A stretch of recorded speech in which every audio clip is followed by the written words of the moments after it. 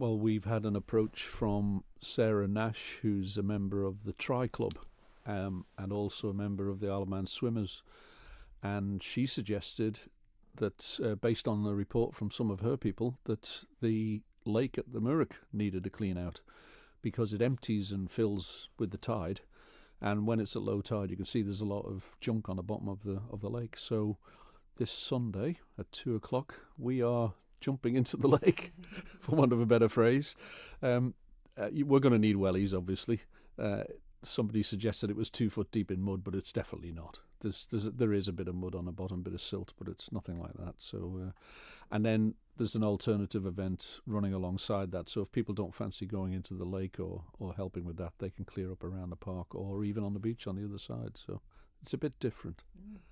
Do you think this is a sign of things to come? Do you reckon you'll branch away from, well, keeping beach work going, but also branching out into different areas of the community? Definitely. We've had to change the constitution of our charity to enable us to do that so that we can expand and take on pretty much any project on a similar basis to cleaning up, not just beaches, but glens and parks and plantations. In fact, a couple of schools have taken it on themselves to actually have a go at this. Laxey School in particular, we ran an event on the beach for them about 2 months ago in November, and the enthusiasm from the school was just fantastic. In fact, they've sponsored one of our bins, a new bin on Laxey Beach, but they've gone around the village and had a real blitz, and they're getting the whole community involved in changing over from single-use plastics as well, and the school's done that already. So that's, I think, the tip of the iceberg. There's going to be some special stuff happening this year. And do you think, in terms of these cleans, it's got such a lovely community spirit to the whole system? Do you think it is making an impact to stop people littering as much?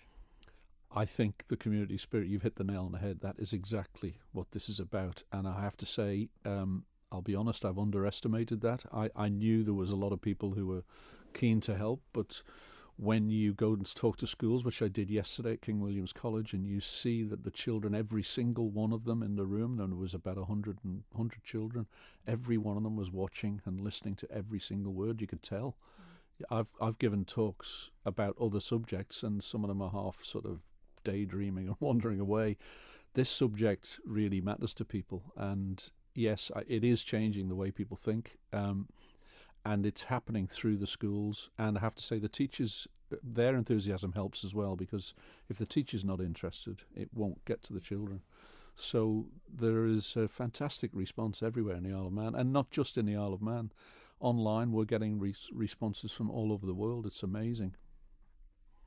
And you were talking about potentially branching out into glens and other areas. Have you got your eyes on anywhere in particular that you think might need a good clean, or are things still in a work in progress at the moment? It is a work in progress, but we are getting reports on a regular basis here, there and everywhere, and we try to react to those as quick as we can. And we've got a list of a few on the go at the moment. So anybody who thinks that there's an area that they particularly like to see cleaned up, then they're very happy to get in touch with us through our website, beachbuddies.net, or just on our Facebook page, and we'll try to respond. But there will be some official cleanups in all sorts of areas this coming year. It's an exciting time.